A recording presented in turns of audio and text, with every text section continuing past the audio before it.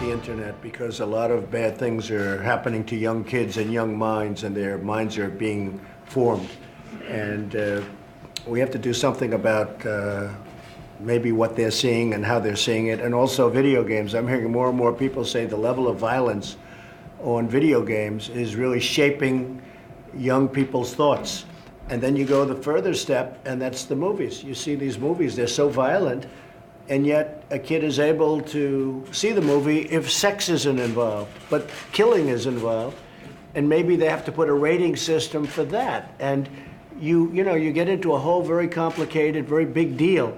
But the fact is that you are having movies come out that are so violent with the killing and everything else that maybe that's another thing we're going to have to discuss. And a lot of people are saying it. You have these movies today where you can go and have a child see the movie, and yet it's so violent and so disgusting. So we may have to talk about that also. President speaking moments ago over at the White House meeting with local and state officials saying these violent movie videos very, very potentially dangerous. Samuel Zeif is still with us. He survived the shooting at the Stoneman Douglas High School. You grew up with a lot of these video games. What's your reaction when you hear the president say that? My friends and I have been playing video games our whole life, and never, ever, and seeing, of course, violent movies, being kids, but never have we ever felt driven or provoked by those actions in those games to do something as horrible as this. I don't think anyone is. It's a video game. Something happens, you restart. We know that's not how life is. And I think it's a distraction.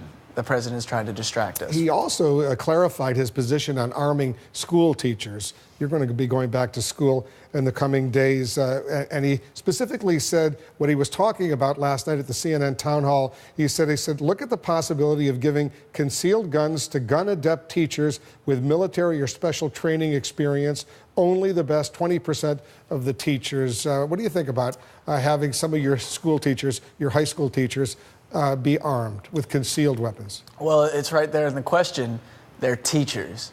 They are not soldiers. They did not go to school to learn how to mold the lives of the future, to have to be faced with the responsibility of knowing whether or not they get into a fight with a student, an argument with that student that day, and maybe they think the student is a little more sensitive than they expected, and the student reaches in his backpack for a pencil or a notebook, and they think they're reaching for a gun. So they act first and act on them. Your high school's reopening next week. You're supposed to go back to school. How do you feel about that? Honestly, it's scary to go back to where 17 people I saw every day were murdered. But I'm also doing it. I'm going to go back. I'm doing it for them because they would want me to go back and be strong, and they can't go back. So I need to show, as a senior, I need to show all the underclassmen that we are strong, we are a family, and we're going to get through this. How's your 14-year-old younger brother doing? You know, I couldn't imagine going through this at 14. He's so unexposed to the world, very fragile mind, and I think he's still in shock. He can't cry. I know kids his age who haven't said a word. It's unbelievable, but he is really strong, and we're going to get through this. He's going to go back to school next week as well. That's right. There will be, according to the sheriff down in Broward County, there will be armed sheriffs with rifles protecting you. How do you feel about that? It's cuts right down the middle, you know. I will feel protected knowing that our sheriffs are there, but sheriffs are people too, and they make mistakes, and they're bringing a lot of those possible mistakes into our property, our campus. You're a senior. You're going to be going to college in the fall. This is a moment that's supposed to be so exciting, wrapping up high school, and you got to deal with this. And our hearts obviously go out to you, your classmates. You want to say a word about your best friend who unfortunately didn't make it, Joaquin? Yeah, I was helping Joaquin pass his math class to graduate himself. And it's just terrible. He was one of the best people I knew. I'm here because of him. That's the impact he had on me.